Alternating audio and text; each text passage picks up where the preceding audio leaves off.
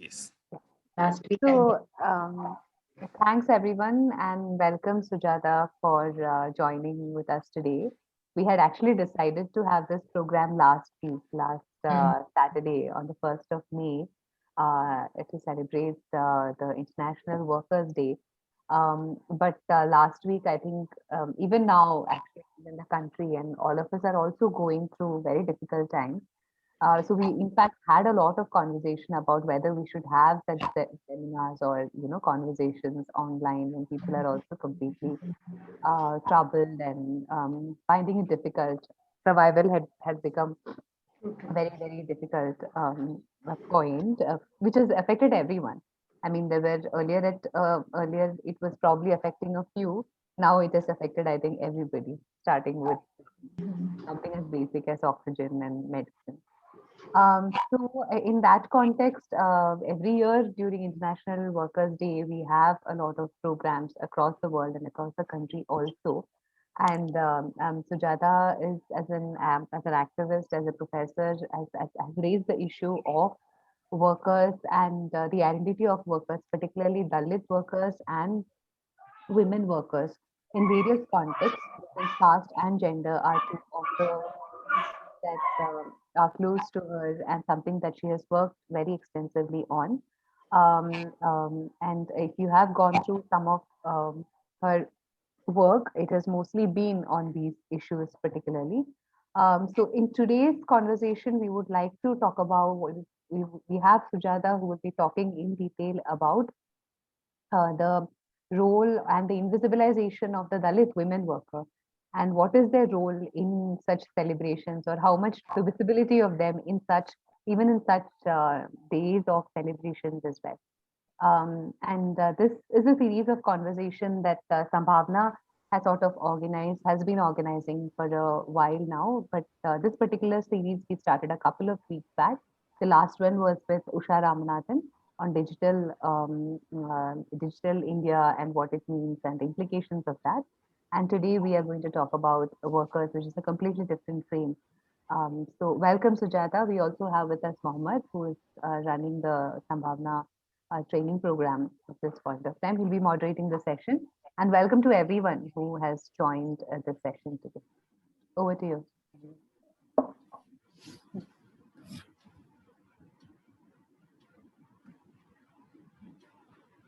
Mohammed?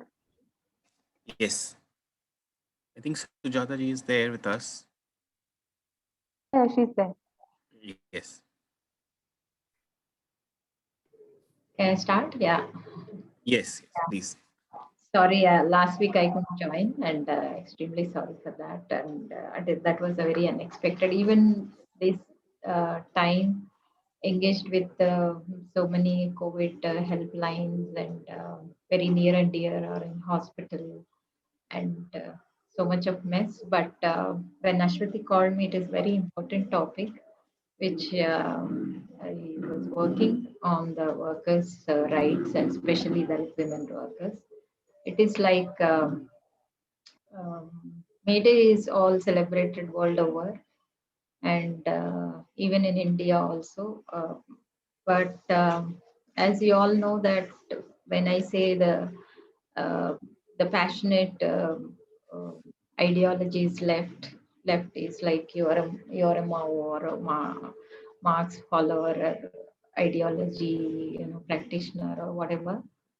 But when it comes to Indian situation and Indian society, Indian workers or Indian women, and when I say in India, it has to be a completely different thing, because all these years, even when I was a student of my university days, and we just a mockery, we just everything we followed whatever is there, and told by the communist leaders and the Western philosophy, and we did all happily. But when I, as a worker, I as activist, and started looking into deeper and deeper the issues, and it's quite different. Then, very lately, we started reading Ambedkar, and then the entire learnings, we have to unlearn what we had learned from our childhoods, uh, because particularly this context, May Day, we were called for our meetings and world workers, united workers, and all red flags and very beautiful slogans. But when Ambedkar said that it is not just a division of labor, but it is also a division of laborers, which was a starting point for us to learn about the Indian scenario. So, who are these laborers? When it comes to India, especially, the context is also very different from developed countries slogan to developing and underdeveloped country slogan. Uh, of worker by definition is also a different uh, to me, because Indian workers are not just workers like elsewhere. If you take the situation of Dalits, here some works are specially allotted to Dalits, like if you take scavengers, and if you take, very devotional prostitution in the name of God, you have Jognis, you have Devdasis, and these are all. And even if you take the whatever menial job is assigned to the lowest rung of the society, those were the Dalits. So these workers for generations, irrespective of your pre-independent, post-independent, zero education, and more than 50% education, it is continuing even in spite of abolition of Joginis. We have Joginis, abolition of Scavenging Act. We have scavengers, abolition of bonded labor. Last year I was working with the migrant laborers. To my shock, these bricklins in Telangana, entire, I think, Malkangiri, Odisha, thousands and thousands of people in the bricklin industries, they're working as a bonded laborers. And you're not allowed because there are so many police cases against me when I was talking about markers, when I'm talking about several other things. But when I also talking about these bonded labors, it is a complete a mafia is there. A police can only enter there in that particular zone. A contractor only can enter. Sometimes an NGO who is goes well with the police and the contractor and the revenue department, those people only can enter. And every year we report women's rape and child rape and murders, and no proper facilities.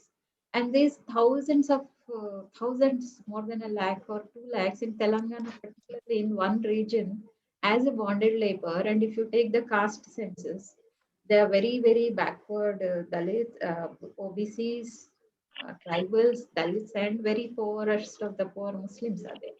So this kind of sections of people were never brought into the mainstream of May Day workers, the celebrated day, because that is one point I want to highlight. And why is another? I'll come to later for that.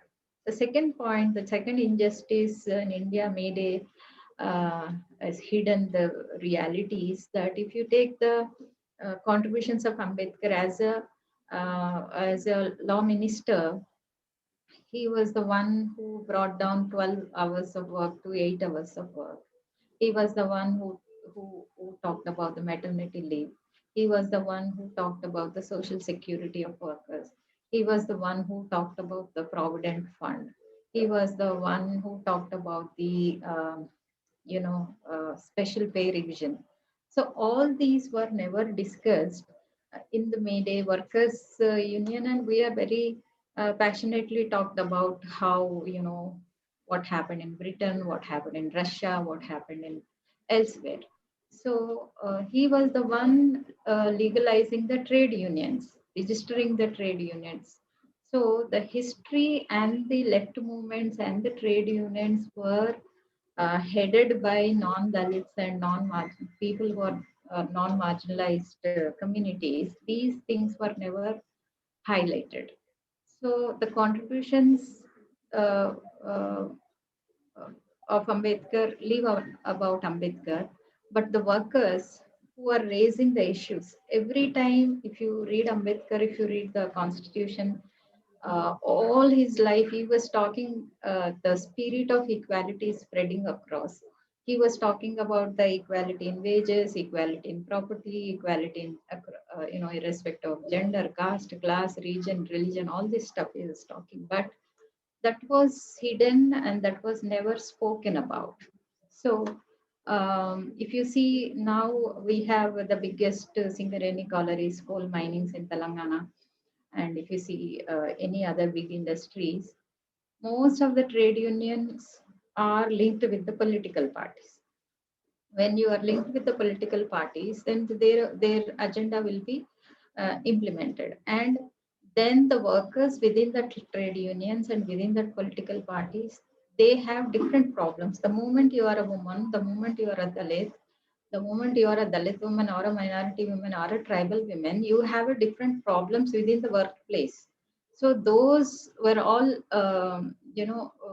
sidelined and never discussed in the workers. Suppose if I say toilets for women, it was never a botheration to a male leader who is, who enjoys the power. Again, a bureaucracy is there. So again, the point comes to, we only talk about the labor, but not the laborers. When I say laborers, I would add a gender. When I say women laborers, then I would add the Dalit laborers.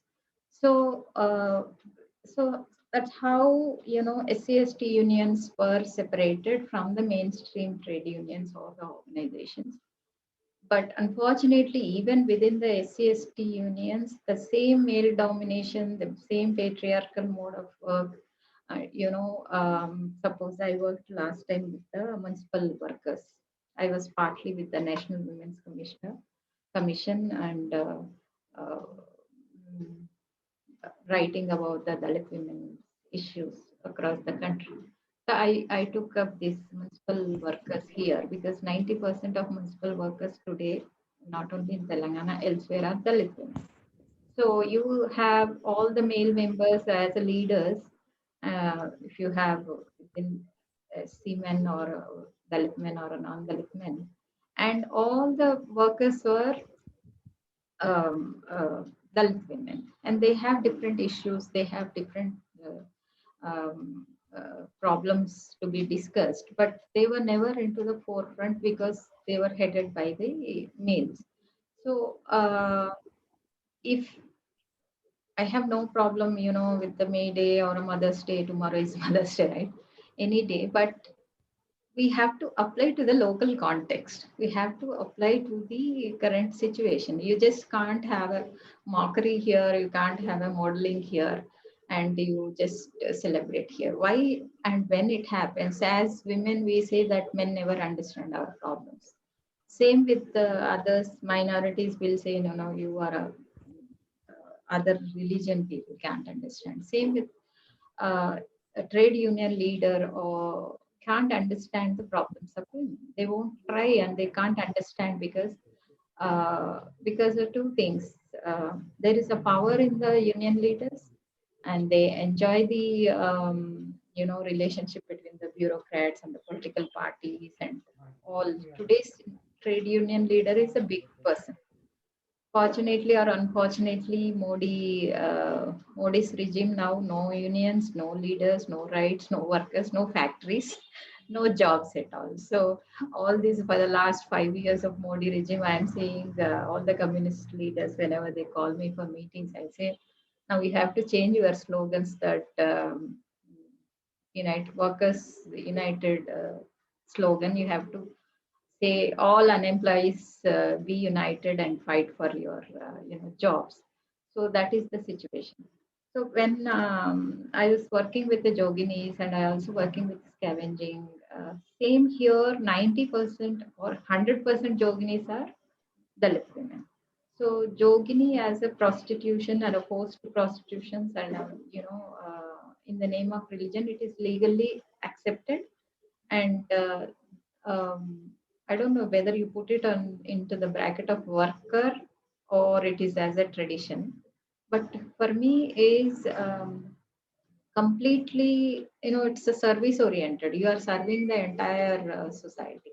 And when you say service, especially in Telangana, entire India is feudal, of course, but Telangana, we have doras and we have feudal structure, and where battle was led by the, against the bonded labors, and all this happened because nobody knows what is paid work and all. If there is a lord, a dora for in a village, and he can enjoy any women, he can take anybody's labor, and he can same dora, transforming and changing. He becomes a political leader, he becomes a trade union leader, and he becomes another form of the leader. Because if you see one particular community in Telangana, they are into everywhere. Even if you are a radical or a revolutionary leader, you are there.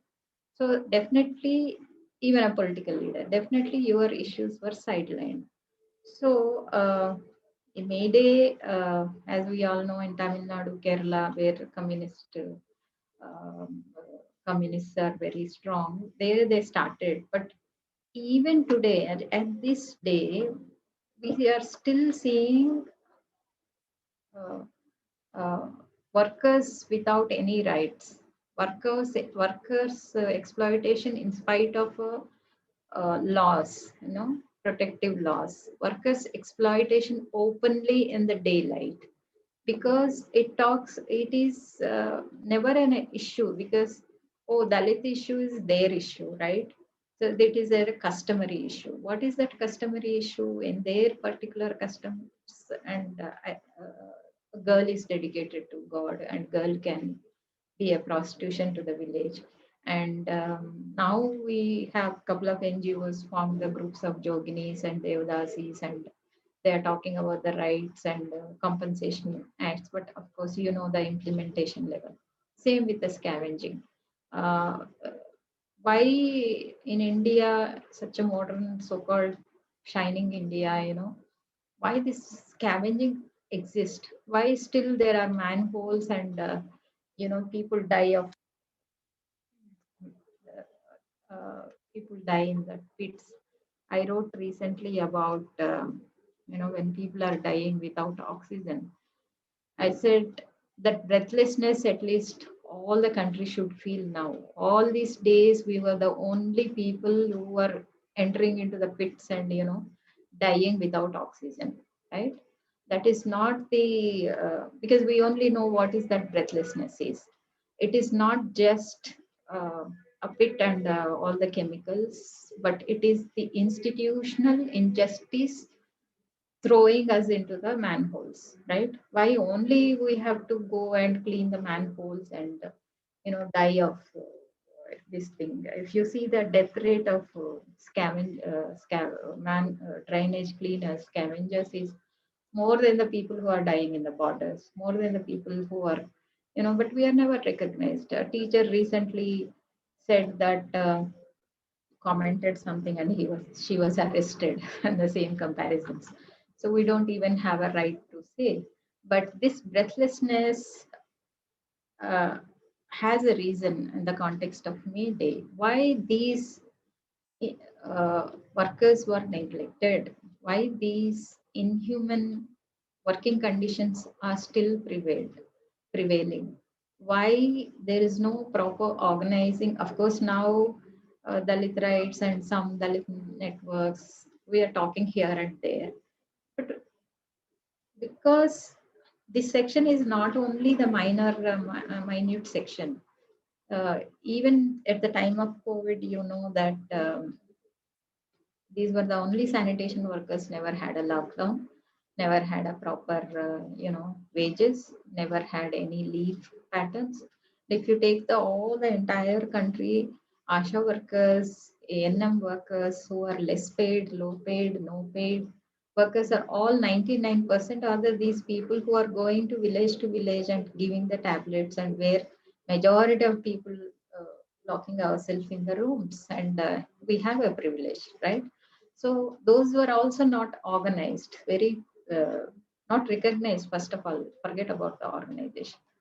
And if you take the cleaning work, if you take the 70 we are claiming 60%, we are claiming the farming sector, unorganized sector. Even today, till date, the lowest paid Dalit women are working and Dalit men are working. And in the recent protest, my critique was, fine that Delhi borders, we are all protesting and happy, but the same protesters were also, harassing their own workers in their own farmland when they are asking for hike in the wages, when they are asking for the some benefits in the farming sector, but those we don't speak even in that, the mainstream protests. And we never ever talk about why only particular community and particular people should have land, hundreds of acres of land, thousands of acres of land. We don't talk about why the land distribution is not taking place, why only forever generations people have to be wage workers and tenants, and no rights for them.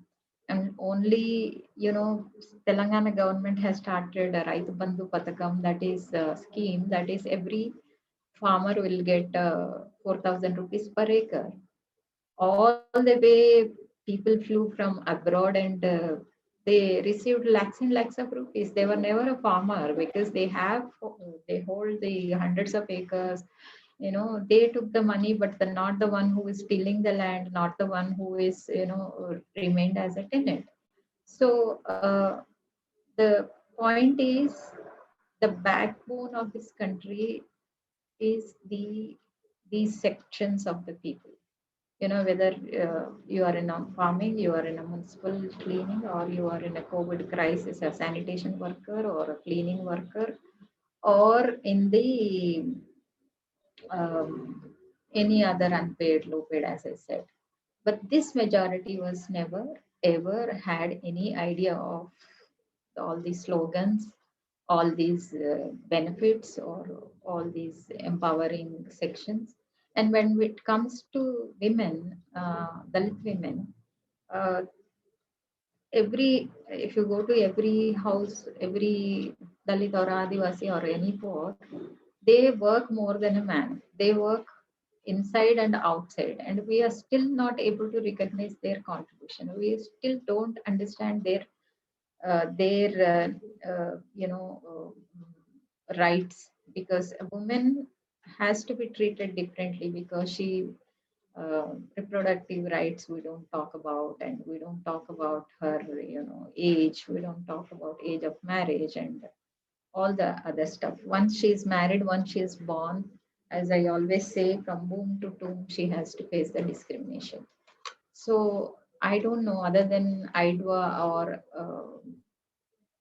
uh, one or two organizations, left lean organizations, really had any women workers, leaders work uh, representing from these communities. यहाँ If से you lead want, करते थे।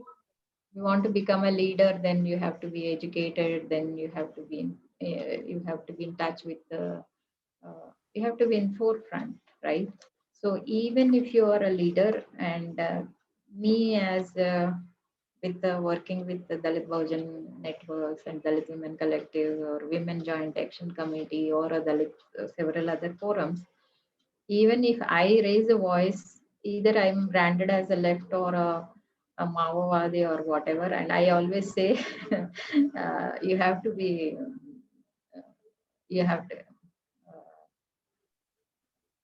GO, NGO or a Mao, right? So GO or NGO or Mao. So all these, you have brackets, government organization or a NGO organization or a Mao. If you are not belong to all these three, then you are definitely end up in the jail somewhere in the prison. So when you talk about rights, you have to, uh, you know, if I'm a government employee and I cannot talk about critique government. Okay, if I critique government, I am in another bracket definitely. So if you are an NGO, you have anyway certain limitations. So who should speak is the question in front of us now. If why if you see the prisons today, why it is filled with Dalit Adivasi minorities? So are these only criminals in India? Are these the only people who are all the rapists or whatever you have? So where is the agency that is talking about? Mayday to me is empowering workers.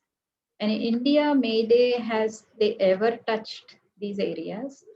And again, a gender question. Even in spite of, yeah, I'll be doing injustice if I don't talk about the contribution of the radical groups in Telangana, because they have a right Kuli, Kuli organizations. There is a very strong impact for maybe 2 decades before that they used to fight directly with the landlord or directly with the factory owners, directly with the state. That kind of a very strong backup was there. And even if you go today to any village, they will say, "Oh, only because of them we are wearing chappals, we are wearing decent dress, and we are able to walk and work and talk." So that kind of an impact was there, but that is 2.5 decades back. But after that, completely the corruption and the manipulation and also patriarchy and also too much of casteism and also, religion, everything has joined into the trade unions. So I don't know, but at this current situation, Mayday has any significance because when there is no worker as a definition is a worker now, when there is no, just now I saw that 45% of job loss in the Modi's regime. So whatever little we have, job security, we lost it because in the name of lockdowns, in the name of COVID, even a small vendor, even a small worker lost it. And today our campaign and our activity in asking for oxygen and beds. Also, we are asking for ration because in the villages, it's very shocking. They are announcing that so and so family has COVID. Don't talk to them. Don't go to them. And already Dalits were in the separate ghettos, and they don't. Nobody goes there. But when you announce openly and imagine their situation, it is, and the COVID is the only one that also need good food, not only good medication and all, also good food. And along with this, if you are discriminated and further discriminated in the name of disease, and that is very pathetic. People are dying of this social boycott than the really, medically, because he's not allowed to work, and if he can't work, he can't feed himself and his family. So um, I would say that today the section, the workers which need the, because no education, no factories, no, everything is real estate boom now, and the lands have been taken over for various golf courts and I don't know, funny real estate zones. And this section is completely out of work. And now we are like with a standing with a begging bowl and asking government, can you give me unemployee pension, widow pension, single women pension, disabled pension, all that we are like, we entire India is now asking and looking for pensions and subsidies. Then, land is my right, work is my right, working environment is right. We are now asking for oxygen. Then health as a right.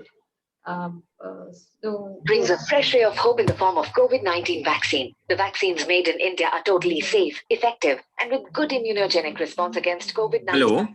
So So we have someone. made in India. Do take the vaccine at your turn and do not believe in hearsay. vaccine is also in the it's not supplied properly. We want to take vaccine. What our state did was they stopped the first dose for a month, and this month they allotted only for the people who have a second dose. So I don't know what is our advertisement has any meaning. So, True. True. Yeah, Ashwati and Mohammed, I'll stop here and probably I'll take questions or I can continue. We are teachers, continue for any hour, number of hours. Yes, Sujata ji. Yeah, I think you should continue for a few more minutes Yeah. and build the context, and then we can open for questions. Yeah. So today in Telangana,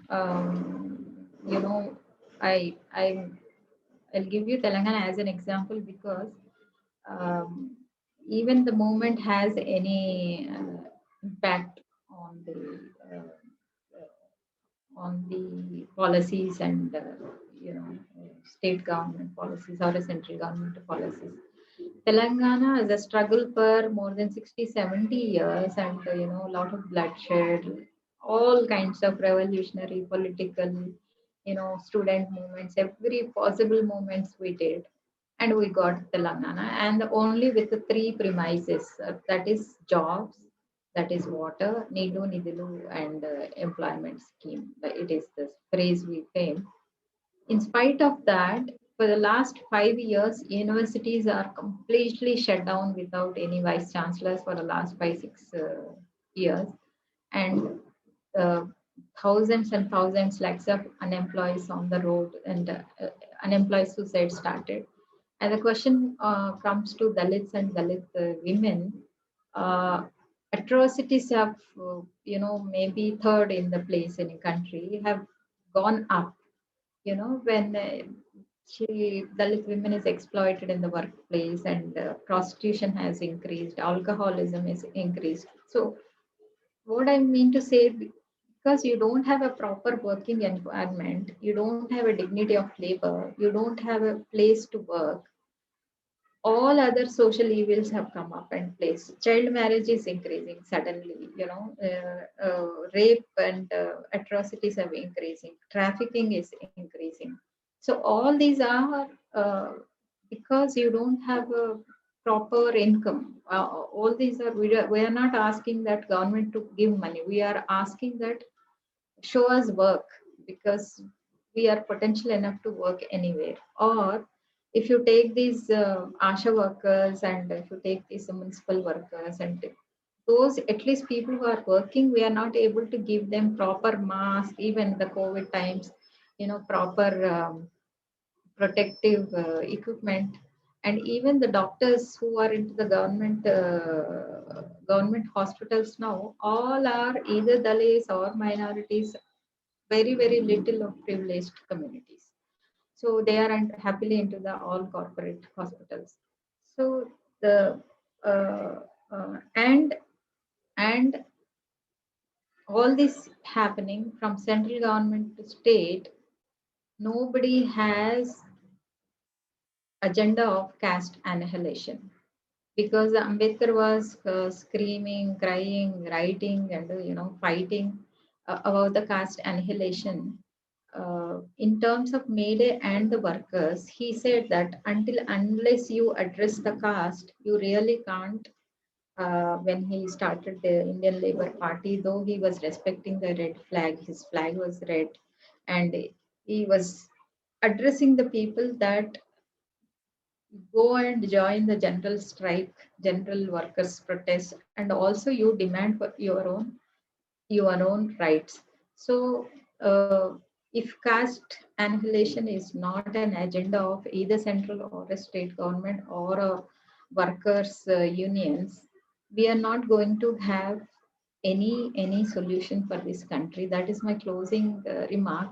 The caste is also includes a gender.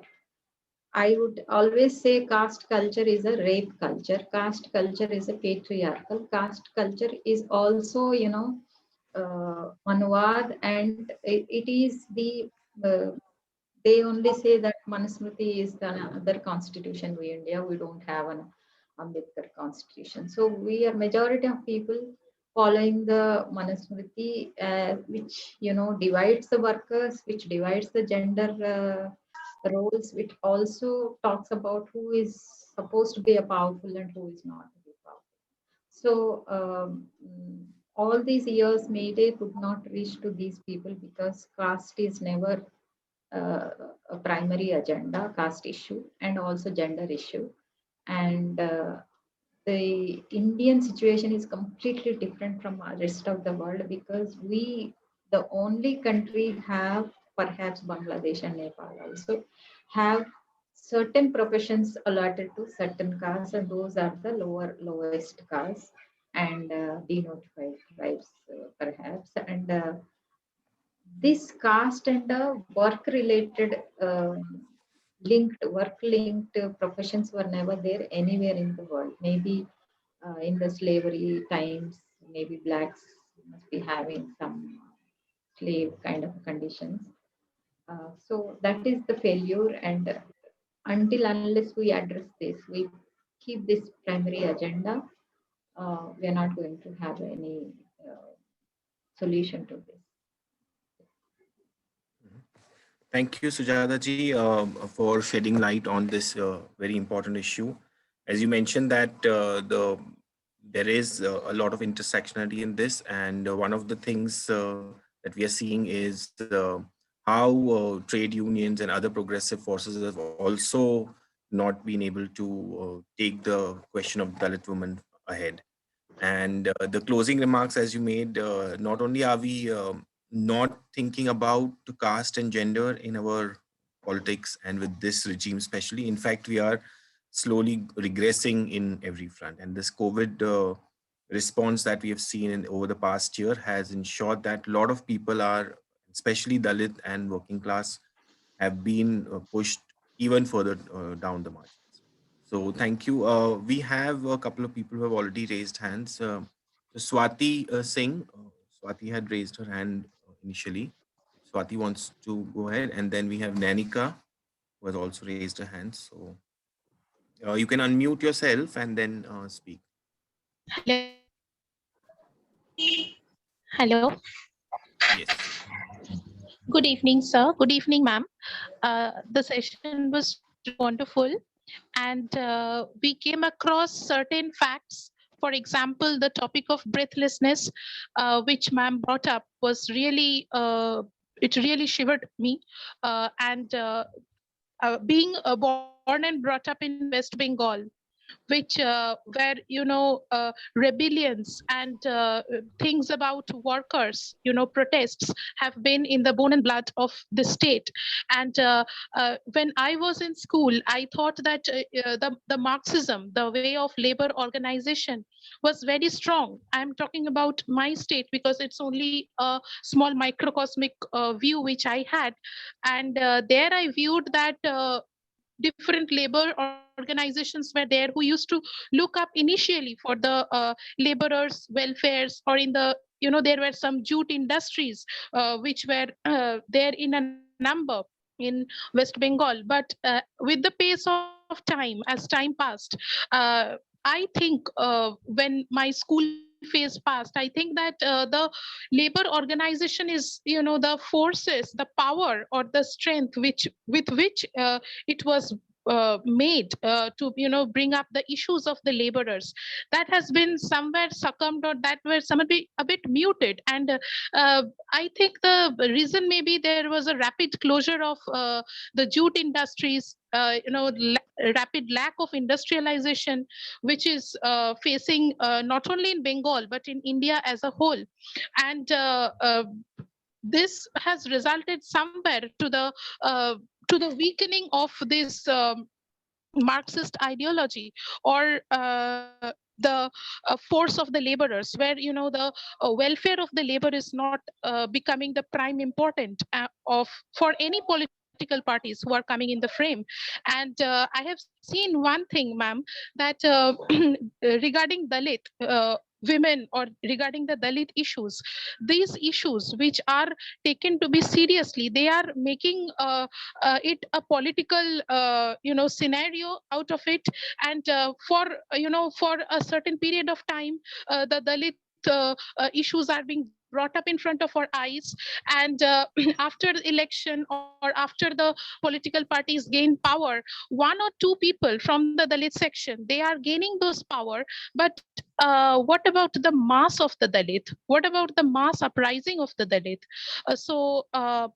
I would like to hear some more about this from ma'am, that what is about the mass thing, because 1 and 2 people are rising out from the Dalit section. That is not what we want. We want the entire uprisal where the tag of Dalit should be removed, where it will be oneness, it will be together. Whatever I am enjoying, that person should also enjoy that, or should have all those freedoms. So kindly, ma'am, if you throw some light on this issue, it will be helpful.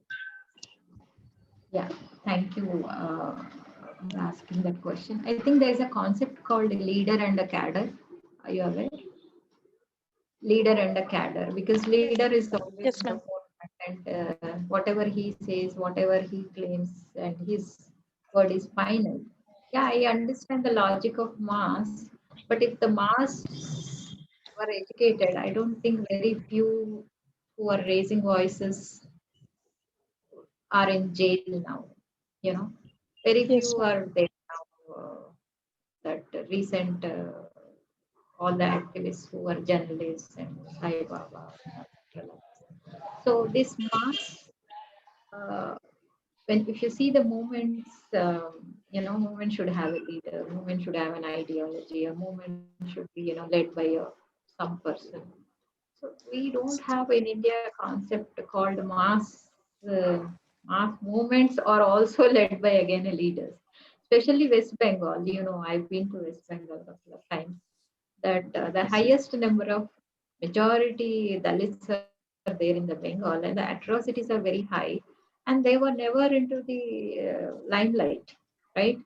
Whenever people think Yes, of ma'am. Bengal, oh, lot of protests, lot of writers, lot of actors, and lot of all the Yes, ma'am. Tagore and thing we think, but not these majority Dalits and facing the problems in the West Bengal. Now, thanks to the some writers, the Dalit movement brought some Mm. Dalit and Dalit, so thanks to the social media, because we have some small bit of channels and blogs where we are able to write, and that's how we come to know that see, the mass is deliberately kept as illiterates, deliberately kept under the pressure, deliberately,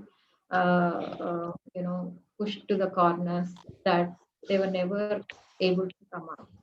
Now, election management, that wherever there's a big industry, wherever there's a big sector, they only directly they go to the leaders, and they have a package, and that is a part of the election, this thing. And our people are dependents. Whenever we go to uh, during the Dalit atrocities, whenever we go and talk to them, they say that we can't protest because we are dependent on them. सुबह लेके auto चलाना है, हमको पानी के खेत में जाना है, and we have to see them every day, right? We can't be an independent leaders to be fighting, and that one reason I could say, yeah, that the same leader, that today's topic also, within this also there is a kind of the same pattern is implemented here. One again, one leader, and that leader is powerful. And Yes, if ma'am. you are not powerful, and that leader, even Ambedkar was defeated in this country. You Yes, know. ma'am. Yeah, so there is a lot of work need to be done to empower the masses, and that's why we are asking for education for all. So now that Kerala's ministers thing you heard, I think, by Yes, BJP is ma'am. winning in certain pockets in the Kerala, that's village level and mandal level. He says that we have to improve the education in those pockets, right? Yes, ma'am. So, But ma'am, do you think that the now in India, the scenario is that only in Kerala the red flags are, flying high. So do you think that if the Marxist, or if the red flag zone is made in every, or if that organization is made a bit stronger, then that will help in Dalit uprising a bit? see, even in Kerala, Dalit question is remained the same, you know. Okay. But Kerala's context is different. You have it's not a Hindu dominated state. You have a long history of Christianity. You have 100%. You have, atheist as a principle, and many school children are now declaring that they don't follow any religion. It has a long history. So wherever there are true communist leaders, the first generation or very few leaders, they are irrespective of class, gender. They worked. That impact was there in the Kerala, and suppose Bengal is also supposed to be a left country, right? Yes, Communist ma'am. dominated, Yes, but ma'am. that kind of. So we have to see specifically the state's Mm. background, and not one model can be implemented everywhere. Okay. Thank you, ma'am. Thank you. Okay. Thank you, Nanika. If you could mute yourself, we have Mohammed Shawaz who has raised hand. Hello. Yes, please go ahead. Yes, am I Yes, audible? Yes. yes. Hello, Sujata ma'am. First of all, I would like to extremely thankful for you for your wonderful lecture. And I noted two important things in your lecture, that the engagement of the Dalit women into the economic activities, and the injustice and the kind of treatment they face during their economic engagement. First thing I would like to share that we live in a capitalist dominated society, and where many economists foresee or suggested that the economic empowerment of the women would lead to the social empowerment of the women. So the the incorporation of the women, especially Dalit women, into the economic activities, into the economic activities, lead to the different kinds of injustice that we are talking about, that you are talking about. So is it fine to economic empowerment of Dalit women at at the expense of the injustice? First question. Second question, I would like to say, ma'am, that like second generation feminist Betty Friedan says that in the capitalist dominated society, the commercialization of the corporates used women, that leads to the situation of the double enslavement of the women. So how can you deal with this both of the problem? Because we also aim to economic incorporation of the women, but we have to manage the justice for the women. Hello. Is that Yes, over? ma'am. Because Yeah. ma'am, because the second aspect for like the economic empowerment of the women have been foreseen, have been forecasted that the corporates are responsible for the economic incorporation of the women, because they are not doing injustice in the name of the gender. But at the same time, they faces injustice in many instances, and that the maintenance of just that injustice or that quorum is responsible for is the responsibility of the political system. But we should not forget that we are living in the laissez-faire economies, where free market economy is dominated, and the least engagement of the state is appreciated. So how can we deal with this both of this problem? Because we need economic empowerment of women, but we should not compromise with the justice for the women. So please put a light some. Yeah. So if I understand correctly, that is economic empowerment leads to social empowerment. Is that the one you are trying to ask? Yes, ma'am. Yes. Yeah. So actually, as you said, society always goes up, right? It's a cyclic change, and Yes. we are actually think that corporate model we are moving and progressing, but we are absolutely in a feudal structure. If you see Haryana, Rajasthan, or everywhere, that feudal elements are everywhere, and we have not moved further from there.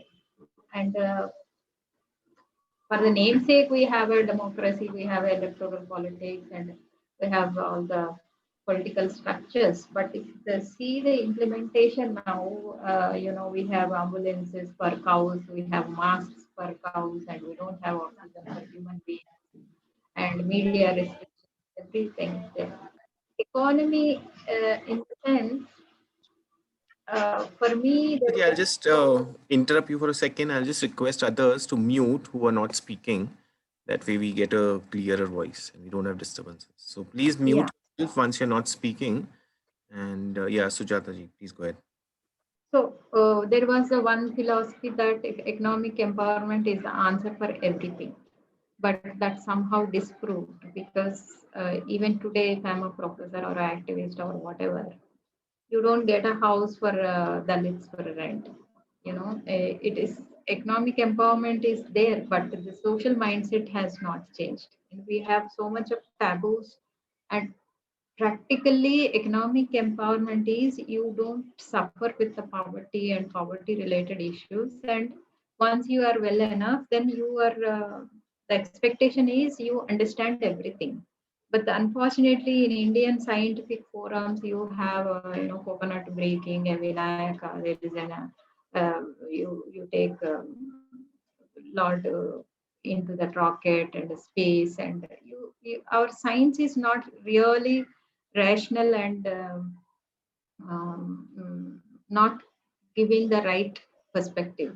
So the education, academics, everywhere you have your own mindset which clutches, which is not liberating our minds. Okay, so economy is, if it is not liberating the social taboos, and it has no impact.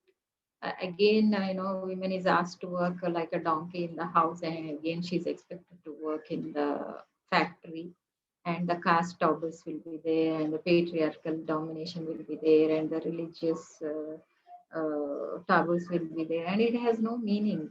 One has to, develop, and that not necessarily with the economic empowerment, but to understand why widows are not able to marry, why there is still dowry deaths are happening, why dowry is there first of all, why this domestic violence is continuing, why Dalit women is raped in every 2 minutes and 3 minutes butchered or whatever.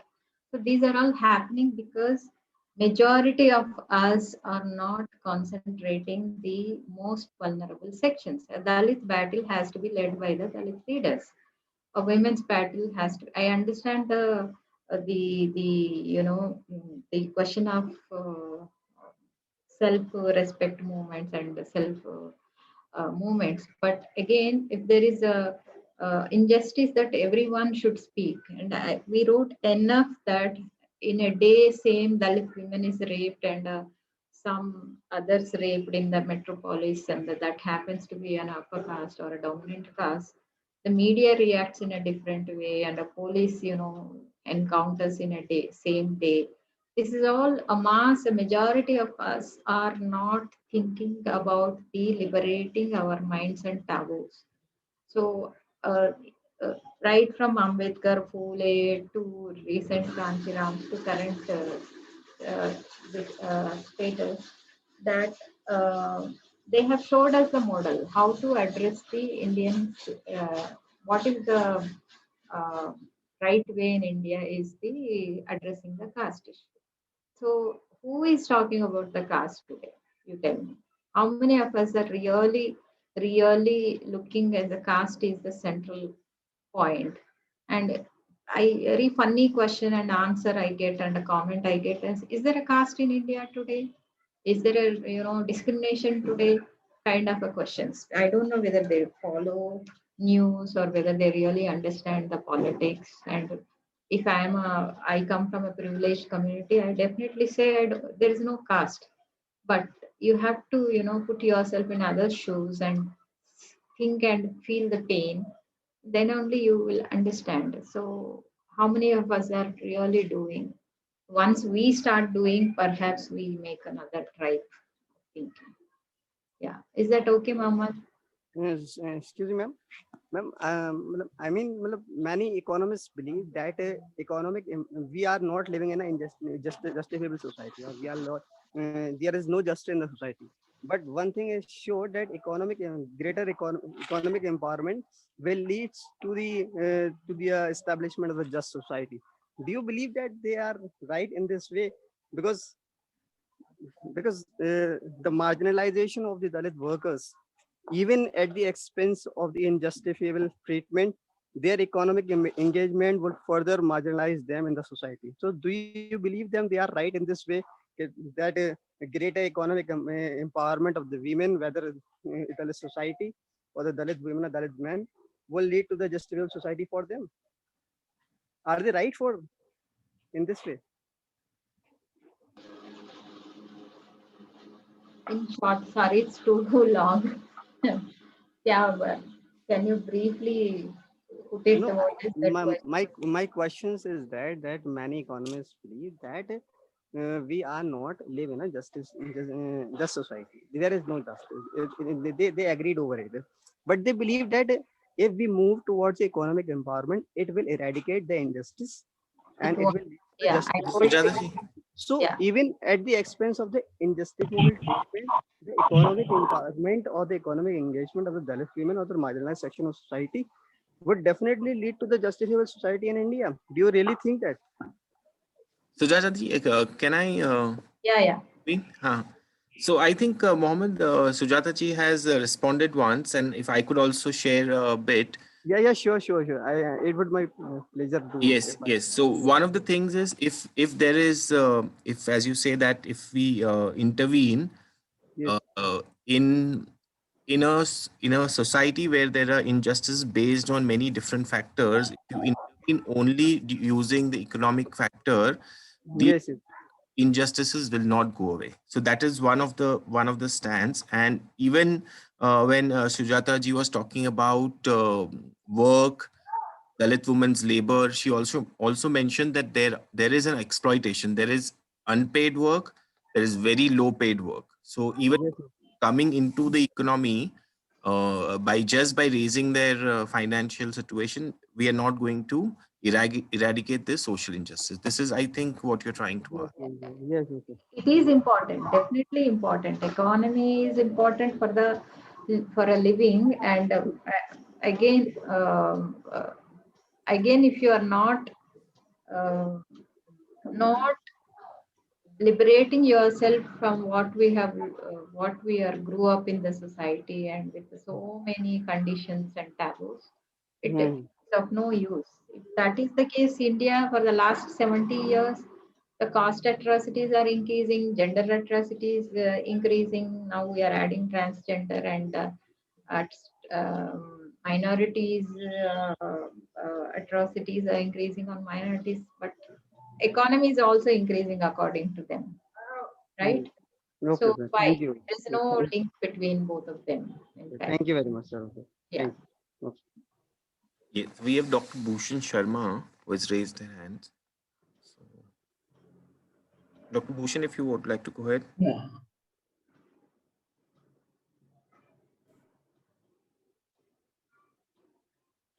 Greetings to all. Very good evening, Sujata ji. Good evening.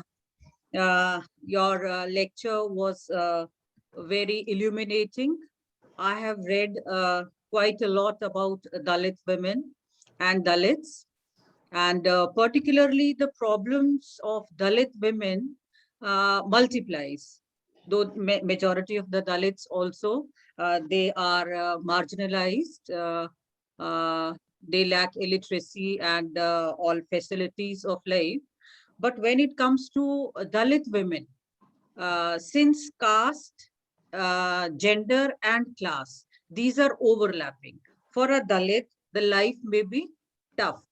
But for a Dalit woman, life becomes tougher. And if she is poor, the life is toughest. So the grading of problems that increases with when these oppressions overlap with each other. So Dalit women's lives, they are really very pathetic. They are vulnerable because of their caste, gender, and the work they perform. That also sometimes make them targets of dominant castes. Exploitation, lot of exploitation is there based on gender, based on their work, and even economical exploitation also. I've read lot of the narratives of Dalit women, though majority of them, they have been helped by conversion. But many writers, they have written even when they switched on to Christianity, there they again faced that discrimination. For the upper caste, these Christians, they remained as lower castes. So again, there was discrimination, though it's very, very difficult to eradicate because these injustices are socially ingrained. Because whatever laws we are making, whatever facilities we are getting, those are not reaching to the masses. Only few elite ones, the educated ones, even the term Sanskritized Dalits have been created for them. Only they can understand and they can pursue, they can avail those facilities or whatever is given by the government or by the schemes. The masses are ignorant about these and nobody is reaching out to them. So masses are still marginalized. Women, particularly the Dalit women, they are still undergoing atrocities and burdened labor and even poverty. So one is to change mindset. That can be one reason. Can there be any other way to reach out to the masses so that they can be economically empowered? And sometimes this feeling is internalized by the deprived ones. We cannot do better in life. We cannot get better in life. Even the minor schemes which government is giving, like gas to all, toilets to all, Now they are the not. the ones who are not educated, even around also I see, even if they are from the upper caste, they are not still getting those. So whatever the scheme's maximum is, that again, they are not reaching to the needy ones. So can there be some social service or social setup, or to the NSS candidates or to the education system? No purpose of studying NSS if there is no service practically done. Whatever we are doing on the paperwork. So can Dr. there Bhushan, be if you would anything? want to wrap up the question.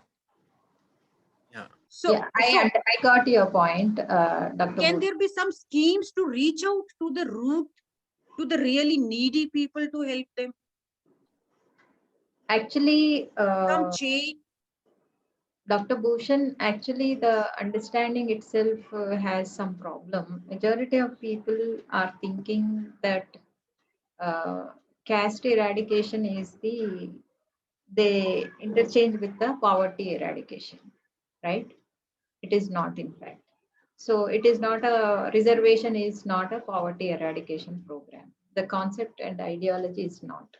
As you I said, agree. Dalit Yes. women are thrice oppressed as a caste, Mhm. class, and gender. Mhm. Because any social problems cannot be solved by the victims only, right? There Yes. has to be some change from the perpetrator or from the oppressor also. So if I'm asking for a power, equality, a man should lose his power. Then only I can come to the equal place, right? If he's Yes. sitting on the Yes. seat and if I want, I ask for a power, no, it should be. That's why we have certain acts and certain provisions, that atrocities acts were there, but it was not implemented in India, Yes. Yeah. right? So the question is, uh, Dalit women's question or any oppressed question is not their own question itself. If Yes. somebody is, butchered or somebody is raped in front of us, I always say for over a decade, it is our failure.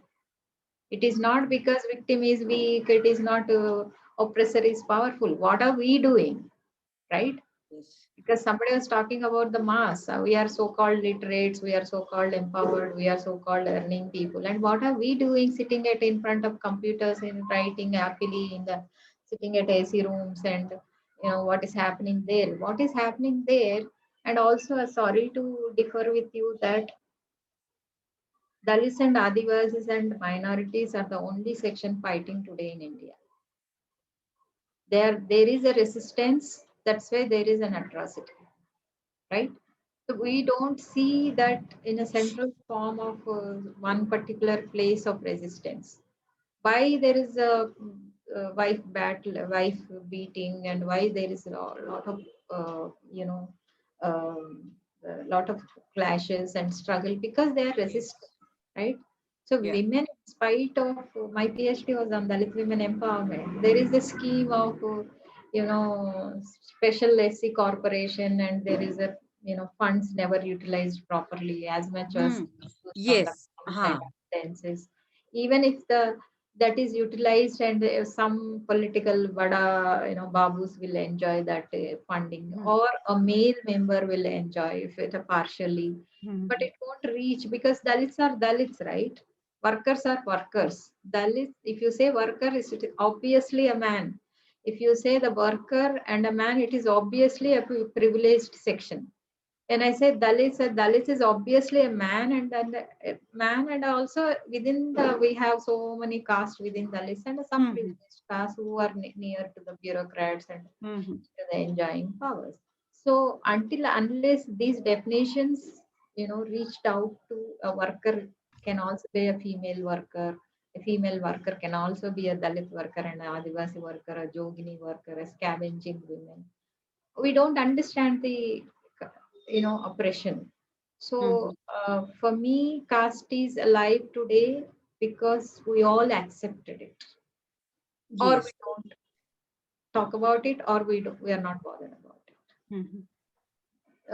For me, my education and my activism taught to me, until unless I begin, charity should begin at home, people say. Until unless I start a step, I'm not eligible to talk about anything, right? So maybe a contribution to through writings, contribution through social media, some kind of a noise should come out. And see, I'm very happy, Black Lives Matter in America. When I visited there are more white people in the Black Lives Matter, fighting for the injustice. If you see the slavery movement, where now happily all non-blacks are enjoying the civil rights movement's fruits in abroad, and nobody comes for the black people problems in abroad. They fought for rights. So here, how many of us really are into the Dalit movements, being a non-Dalits? How many of us really, we are all of us, whether we agree or not, into some caste, some caste. How many of us really, when our children are going for intercaste marriages, interreligion marriages, or some children are getting intercaste interreligion marriages, are we really welcoming that? Are we really making noise out of that? Love is love, right? You are spreading love.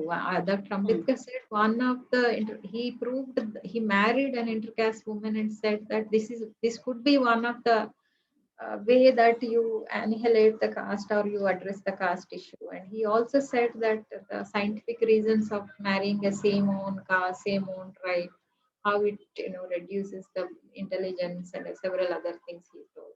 So I say that uh, all of us, until unless all of us should act upon in an injustice, any form of injustice, it is very difficult to address that problem.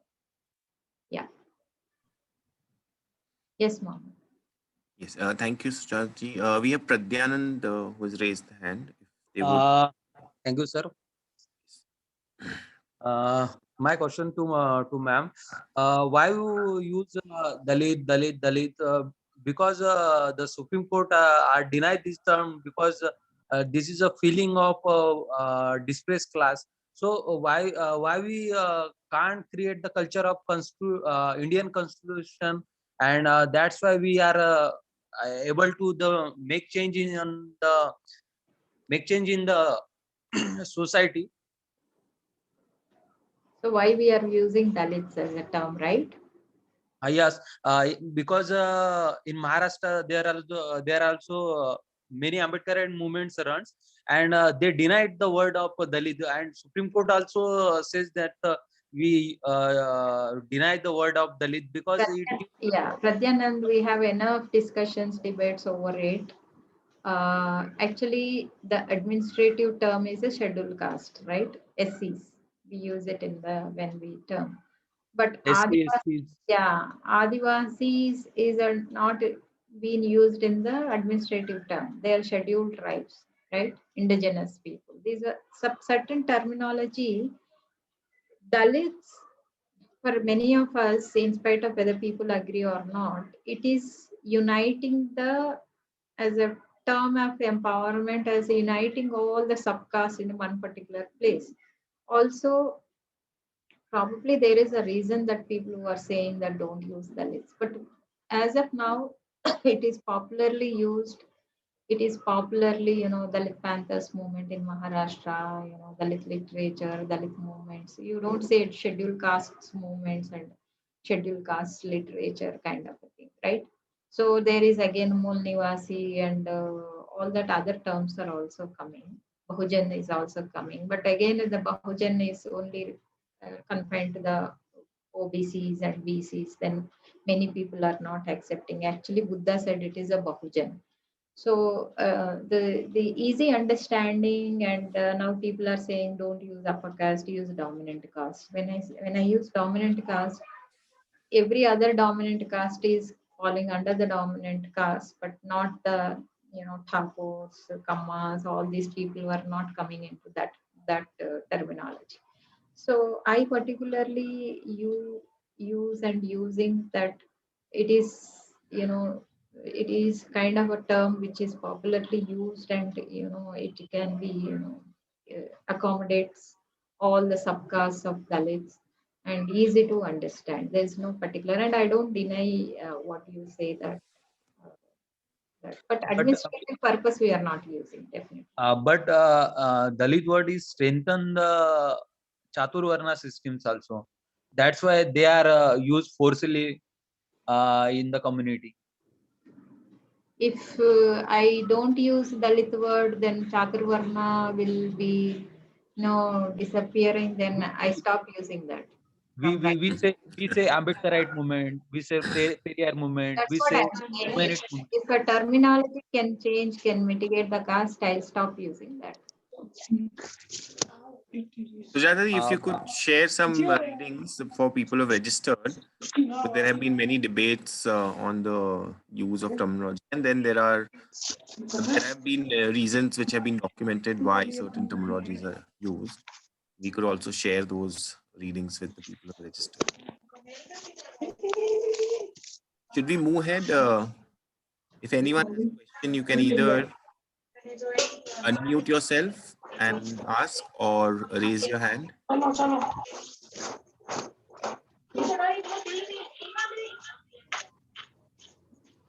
So as we are waiting for people to ask questions, we have Sonu Kumar who has asked on chat, and this is a question related to annihilation of caste. And one of the suggestions that we hear is, should we encourage the religion change from Hinduism to Buddhism for Dalits? And will it help to uplift the situation of Dalits? That's what Ambedkar said, and we practiced and we moved to Buddhism. It will help. Okay, there's a request. Please mute yourself if not speaking.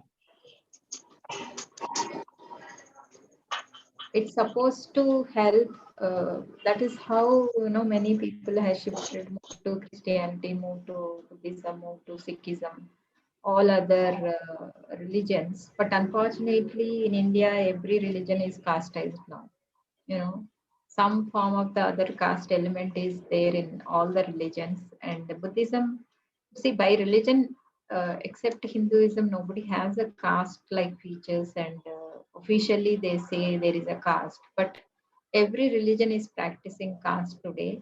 But definitely, as Ambedkarites, if we claim as Ambedkarites that we should follow him and move to other religions, or no, or you should be a rational and don't fall into the other religions. Because when we talk about the human rights and the religious rights, we don't have a right to question people why you are changing to this reason, and we can't force people to change to that reason, but we request people to be human beings and the spirit of equality wherever you are.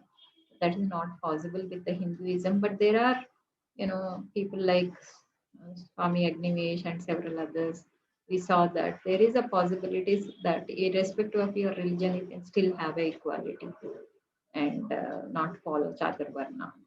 Yes.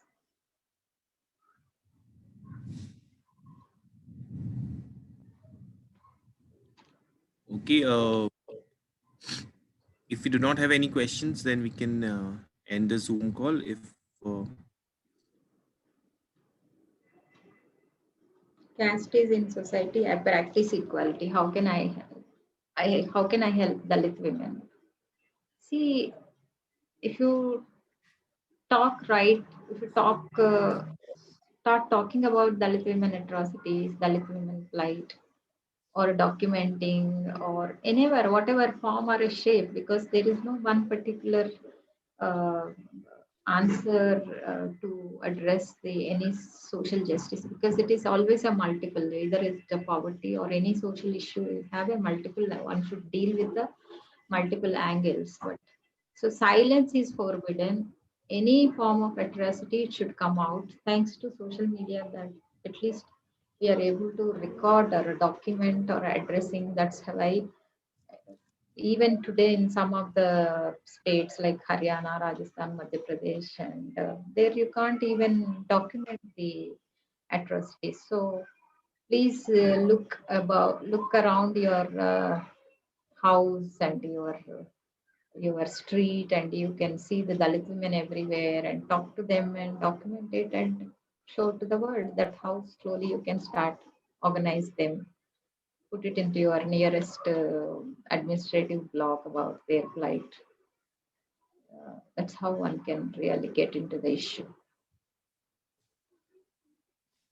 Sujati, you spoke about the condition of Dalit women during the pandemic. So Ankita is asking if you could share some more examples about the condition during this last 1 year. Uh, as a worker, Dalit women is working everywhere. Some of the hospitals here in Hyderabad, the sanitation workers denied the entering into their houses because they are working in the hospitals and again coming back to their own houses because they were not allowed. Overnight, even doctors were also asked, Dalit doctors were also asked overnight to vacate their houses. One level is that. The second level is, the street workers, the municipal workers, all the sanitation workers, because they are working with the COVID patients and they, lifting the PPE materials and kits and used ones. And these people don't have any protective measures. And even the ANMs and nursing people, they don't have a special health insurances, all the policies. And if they die, because majority of them are into the contract ad hoc jobs, don't have even a government proper jobs. So that is the one. And if you come to the as a patient COVID affected person, as a Dalit and Dalit women, they were already into the bastis, into the ghettos, into the velivadas, and into the outside of the village, and nobody is allowing them to work, or nobody is talking to them, nobody is going there, and they don't have a daily breadwinning, right? Every day they have to work and take some grains to them, and it's very pathetic that without medicines people are not going to their Dalit blocks, especially myself. I'm working for the last 1 year with the name of Volunteers for COVID, especially identifying the thickly populated Muslim areas, thickly and outside Dalit areas, and reaching out them. And because there is a huge discrimination even in the medication, huge discrimination even in the following up of the cases. So um, see, discriminated people in the pandemics, in the crisis, they are always further discriminated. And if I say Dalits and Dalit women are more discriminated, if I say Adivasis, it is further discriminated, Adivasi women. So everywhere you have discrimination, and as a patient, or as an affected person, as a worker, or a person who are most of the single women are in the Dalit households, and they have to, their men are either died in. And you also know the recent report says that Reuters report, they say that it is the lifespan of Dalit women is 35 years. probably 40, 45, because malnutrition, undernutrition, you are early married and you are single women and you are working in a hazardous conditions, you have no proper food, and you are as Dr. Bhushan was saying, you are twice oppressed, you are targeted mentally, physically, socially, sexually harassed. So I can list out another hour of Dalit women situation, which is not changing at all. Yeah.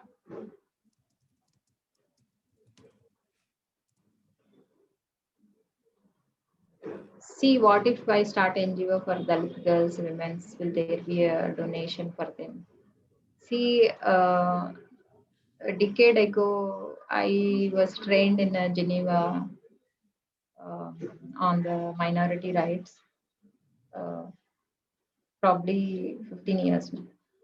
That time I was looking into the funding into the India. Highest number of fund comes in the name of Dalit and Adivasis to the NGOs from different corners. And I don't know about the changes, but definitely there will be a bit of documentation happens with the NGOs. So Jogini issue, if you take it because of one or two NGOs constantly working, that issue is highlighted and still they are working. Yeah, it will help. See, the problem when women's question, caste question, and Dalit gender question, NGO eyes, there is a limitation. When there is a limitation, I mean to say, you have to have under the government, you have to follow certain rules because of funding technical aspects. So there will be a very, you have limited kind of a change, but there will be a change. We don't discourage that, but only NGOization will not lead to anywhere. Yeah.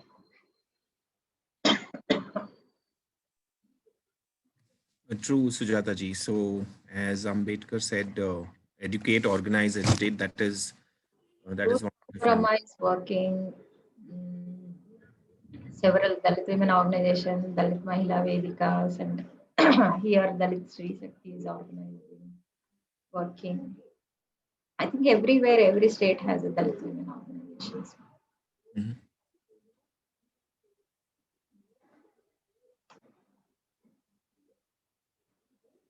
Okay, so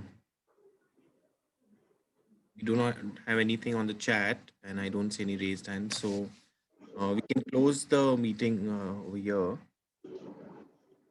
Thank you, everyone, for making this talk interactive. Thank you, Sujata ji, for taking time out from your busy schedule and enlightening us on this very important topic.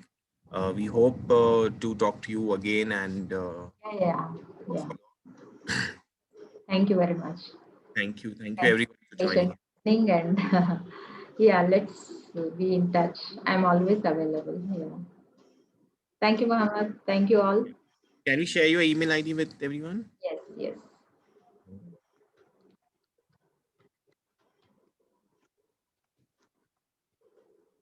Yes, Surapalli.